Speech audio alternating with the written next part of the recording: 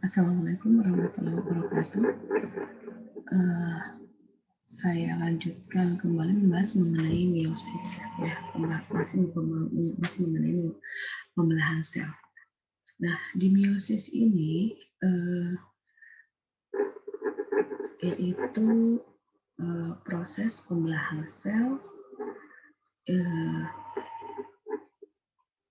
yang terjadi pada sel gamet, ya, atau pada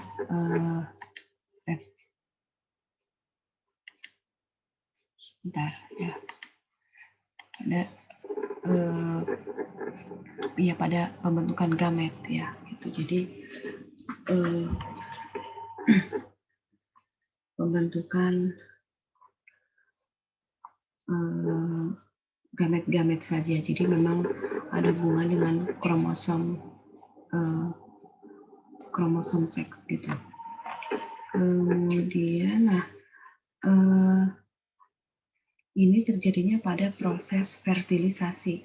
Jadi meiosis ini terjadi pada proses fertilisasi. Kalau memang tidak terjadi proses fertilisasi, maka meiosis ini tidak akan terjadi, gitu ya.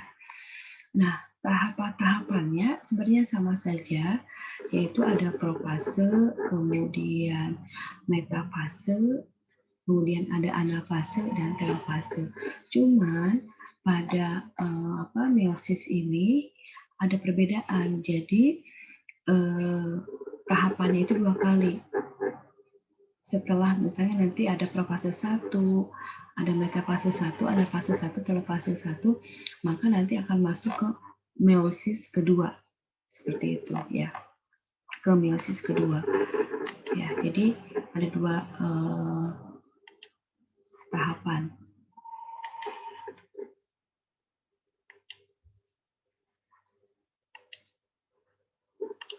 Nah, pada meiosis ini terjadi perpasangan dari kromosom homolog. Serta terjadi penguraian jumlah kromosom induk terhadap sel anak. Nah, jadi ada pembelahan meiosis 1 dan ada pembelahan meiosis 2.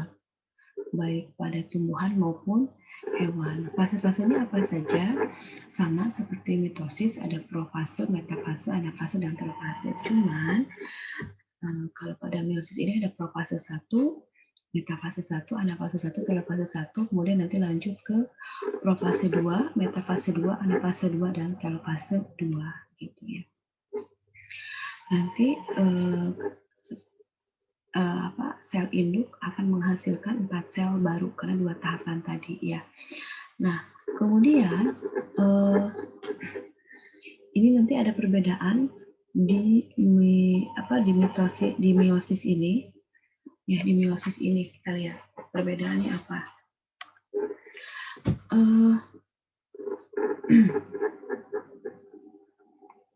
Pada tahapan meiosis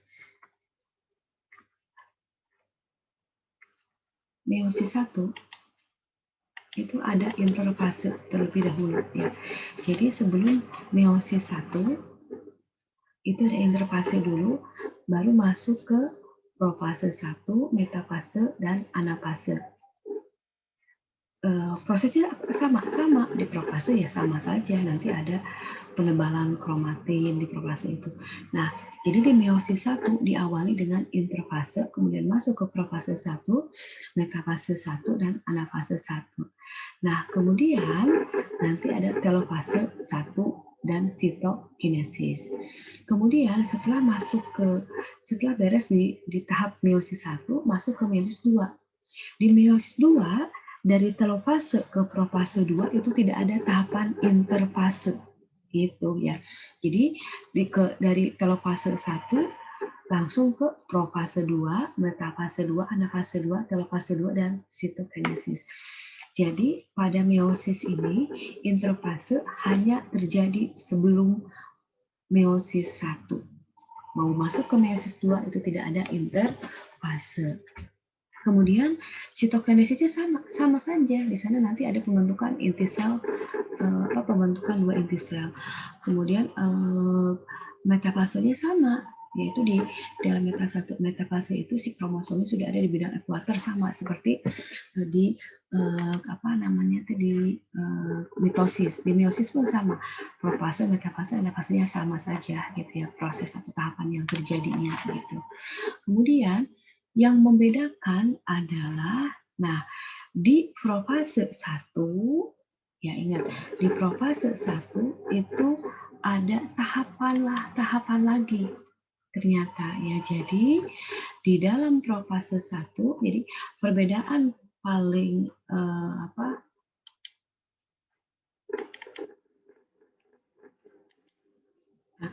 perbedaan penting antara mitosis dan meiosis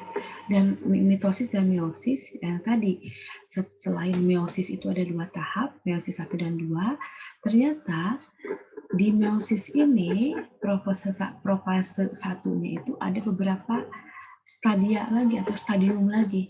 Jadi sel-selnya itu mengalami beberapa stadium. Yang pertama ada stadium leptonema atau leptonem, ada stadium zygonema, ada stadium prasinema, ada stadium diplonema, dan ada stadium diakinesis. Gitu ya. Kemudian nanti masuk ke metafase 1, anafase 1, telofase 1, dan meiosis 2.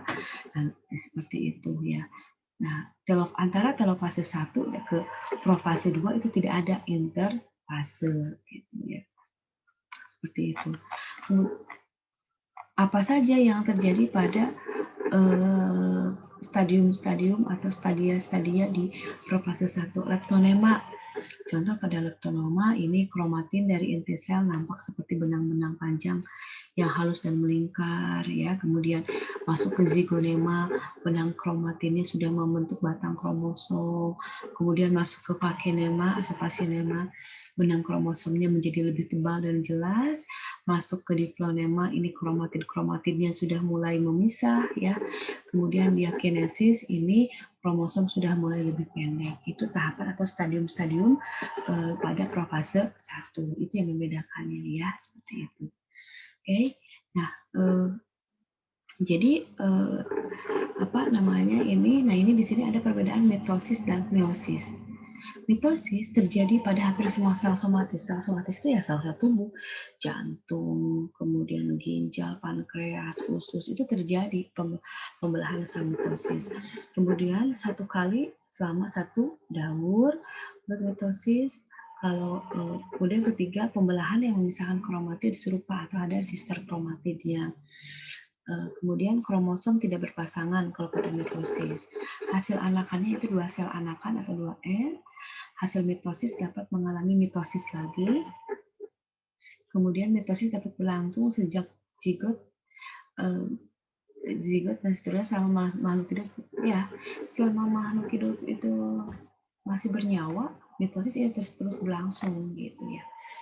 Sementara untuk meiosis, nah ini hanya terjadi pada alat pembiakan atau terjadi pada saat terjadinya fertilisasi sel telur bertemu dengan sel sperma, itu baru terjadi meiosis gitu. Berlangsung dalam 2 tingkat, jadi ada meiosis 1 dan meiosis 2. Nah, kemudian pada meiosis 1 terjadi pembelahan reduksi ya. Jadi pada ada tahapannya gitu ya. Kemudian kromosom homolog berpasangan, sel anakan itu 4 sel anakan ya, haploid gitu. Pada hasil dari meiosis tidak dapat mengalami meiosis lagi, tetapi dapat mengalami mitosis.